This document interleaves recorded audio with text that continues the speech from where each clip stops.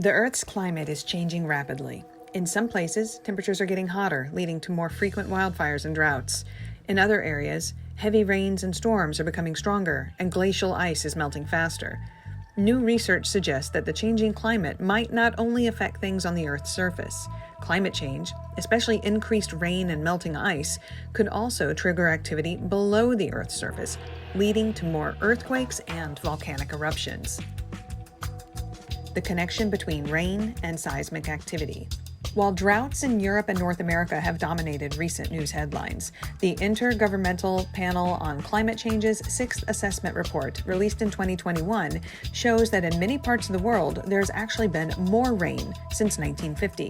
This is because when the air is warmer, it can hold more moisture, which then falls as rain. Geologists have long known there is a relationship between rainfall rates and seismic activity. For example, in the Himalayas, the number of earthquakes changes with the rainy season. Research has revealed that 48% of Himalayan earthquakes strike during the drier pre-monsoon months of March, April, and May, while just 16% occur during the monsoon season.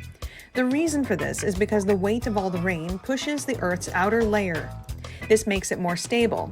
But when the rainy season ends and the water dries up in the winter, the ground rebounds back up, causing it to be less stable, resulting in more earthquakes. The weight of water doesn't only affect the ground when it rains, it also affects glacial ice as well. When the last ice age came to an end, roughly 10,000 years ago, the thawing of the heavy glacial ice masses caused parts of the Earth's crust to rebound upwards. This process is called isostatic rebound. It left marks on the land, much like the raised beaches in Scotland. Evidence from Scandinavia suggests that such uplifts triggered numerous earthquake events between 11,000 and 7,000 years ago. Some of these earthquakes even exceeded a magnitude of 8.0, causing massive damage. There are concerns that with the melting of glacial ice, that it could trigger similar catastrophic effects today. But what about volcanoes? As it turns out, the weight of the ice on the ground can also affect volcanoes. When the ice gets heavy, it pushes down on the Earth's crust, compressing the mantle beneath it. Keeping the mantle under higher pressure prevents it from melting and forming the magma required for volcanic eruptions. But when this ice melts and gets lighter, the pressure goes down on the mantle. This allows a process called decompression melting to occur, where lower pressure facilitates melting in the mantle. This results in the formation of the liquid magma and therefore an increase in volcanic activity. And this has happened before in Iceland. Approximately 5,500 to 4,500 years ago, the Earth's climate cooled, causing the glaciers in Iceland to expand.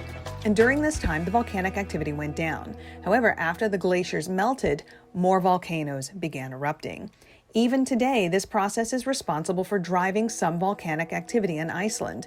Two volcanoes, the Grímsvötn and Katla, consistently erupt during the summer period when the glaciers retreat. So if the glaciers keep melting because of global warming, we might see an increase in volcanic activity in the future. The impacts of a changing climate are becoming more evident, with unusual weather events having been the norm rather than the exception. However, the indirect impacts of climate change below ground are not as widely known or discussed. So what do you think about the role of climate change on earthquakes and volcanoes? Is this a threat we should be working to address?